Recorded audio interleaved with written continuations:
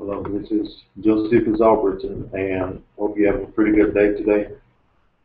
Uh, I'm going to discuss an article that deals with mixed research methods as it pertains to adolescents in the country of China. Mixed research methods in China, and article deals with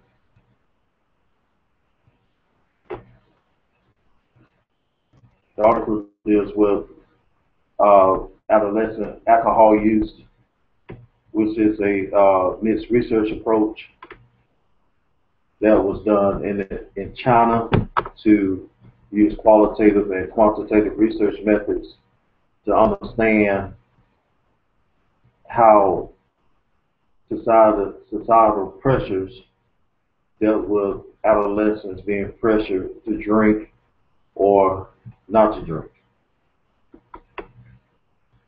Now, the basis of this research was to use both qualitative and quantitative methods to understand the characteristics of adolescents who drink and don't drink. We all know that as we go through school or as we grow up, we may have pressures from our friends, which is peer pressure, or we may also have pressures from our family members because we're sometimes seen as being the oddball out or being the square if we don't drink or take part in what society is doing. And the basis of this research is to understand how adolescents relate to other people in society, especially in the country of China, to be forced to drink or not to drink. And the researchers wanted to use a mixed method approach, which uses both qualitative data and quantitative data to present their research findings. Now, back in the beginning of the semester, even in this chapter, we still discuss mixed methods approach. Qualitative methods of cultural anthropology in the article discusses for initial small group studies of three mental constructs known to predict behaviors based on, number one, alcohol expectancies, cultural orientation, number two, and self-efficacy, which translates to how the adolescents view themselves to be able to turn down alcohol.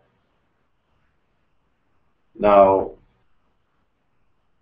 self-efficacy may relate to if a student or adolescent rather can turn down alcohol or have the self-control to turn down alcohol and ignore those peer pressures or familial pressures that are placed upon them to become the non-drinkers or the non-alcoholics that the researchers are relating to in the article.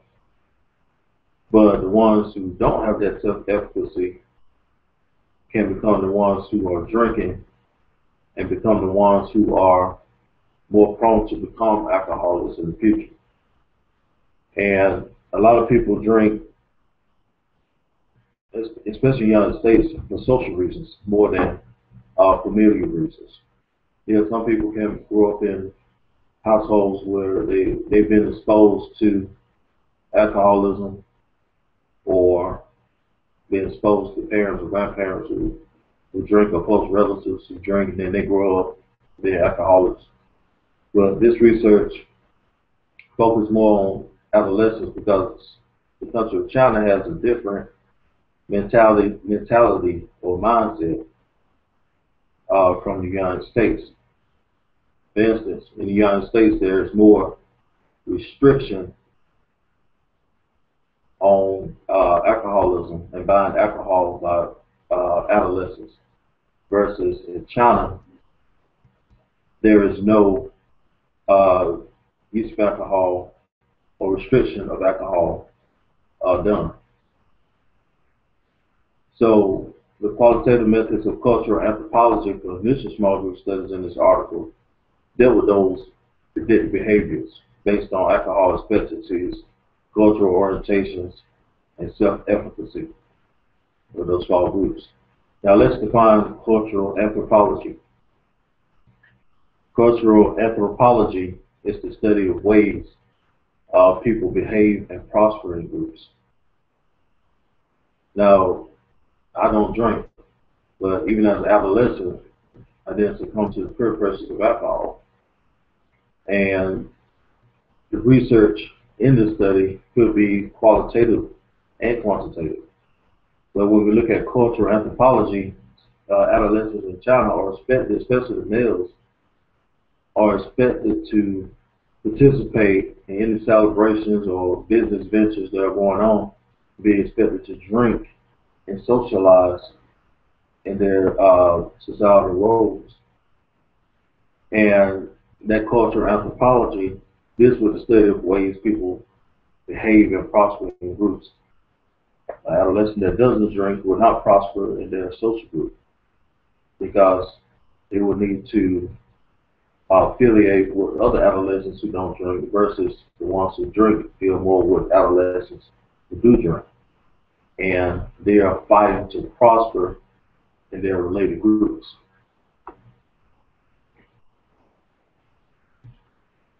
The behavior concept of the article in this research. Deals with the behavior people drink for various reasons. We may drink due to depression. We may drink because of peer pressure. We may drink because of stress, or because we're happy, or because we're sad. But people drink for various reasons. But the two most influential properties of why people drink in this article: number one, some drinking practices have positive social benefits. If your boss drinks, then if you have a drink, you're seen as being comfortable around your boss, especially if you're trying to get a promotion. That's one way some drinking practices have positive social benefits. You get more friends. More people who drink will hang around other people who drink. And number two, some drinking habits have public health problems. While on one side, you have social benefits, but then on the other side, you have it becomes a public health problem because more adolescents are becoming alcoholics due to this string of trying to fit in and trying to become socially acceptable and trying to become successful in the groups and areas that they affiliate in. Qualitative methods. The research used qualitative methods that were the basis of cultural anthropology. Surveys of individuals were done to discover their reasons for using alcohol. Also, interviews were conducted to find out why individuals did not consume alcohol. The teachers and social workers were also interviewed. Even though interview is the best way to gather qualitative data, as we noticed in the past chapter, questionnaires can also be done. This can weed out individuals for further study and concentrate on the individuals that we want to study and do research on, or it can be used to find out further information about the data we're trying to collect.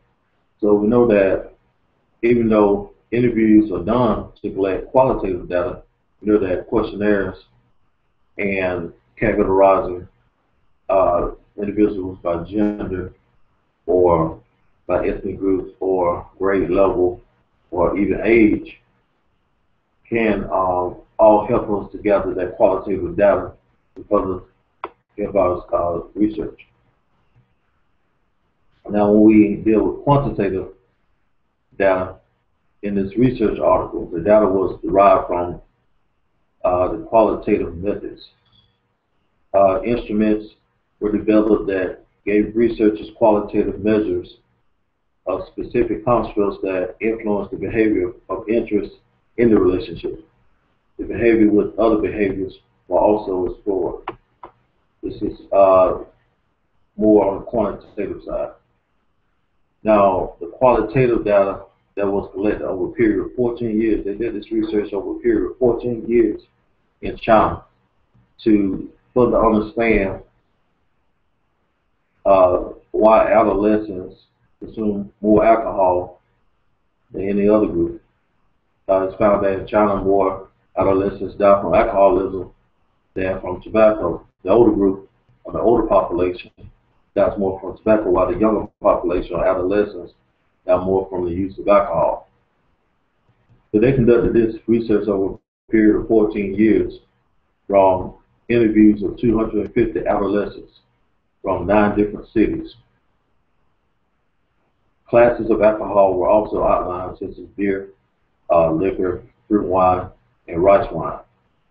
Now, rice wine, in the article, says that it wasn't too much alcohol in rice wine, so more females may consume more rice wine and more fruit wine, which makes males consume more beer and liquor, more dominant drinkers than the females, and was portrayed in the article. Qualitative classifications, such as gender, were reflected in several different ways. The girl and boys drinks were different because boys have developed themselves to drink and females are not developing themselves to drink. Now, the females may not be developing themselves to drink because they may drink more socially or on special occasions. But while males, every day after work, they're going to have a beer. Or if they're on a business lunch, they're ordering wine. Or they're celebrating and drinking liquor. The men, or the boys rather, are more prone to develop themselves to drink than the females because of those reasons and because of those social pressures. Quantitative data collected represented that 59.4% of students had drunk alcohol in the last year. The percentage of male drinkers, 69.9%, was higher than that of the female drinkers, which was 51.4%. As young people moved to higher grades in school, the percentage who drank alcohol increased significantly to 50.1% of 10th graders and 61.4% of 11th graders and 67.3% of 12th graders. The main takeaway from this article is to understand the use of mixed methods research with the use of both qualitative and quantitative methods. Each one tailors to the other. We know from the beginning of the semester that you can use mainly qualitative data only as the basis for your research, or if you use quantitative data as the only basis for your research. And we know that if we use mixed research methods, we're more prone to understand the whole picture of the research that we're performing. And we can understand all aspects of the questions that we're trying to answer in that particular research. Now, my references was taken from educational psychology papers and publications. And again, the article was called Adolescent Alcohol Use, Mixed Methods Research Approach by Shell, Jinping, and Moss, and you can see the website that I retrieved the document from, where you can copy and paste it in URL. And if you want to go back and discuss that particular research in depth. Now, we can continue to look at mixed methods research, and we can continue to, in the future, but to understand how this pertains, this methods research pertains to uh, literature reviews and our research proposal.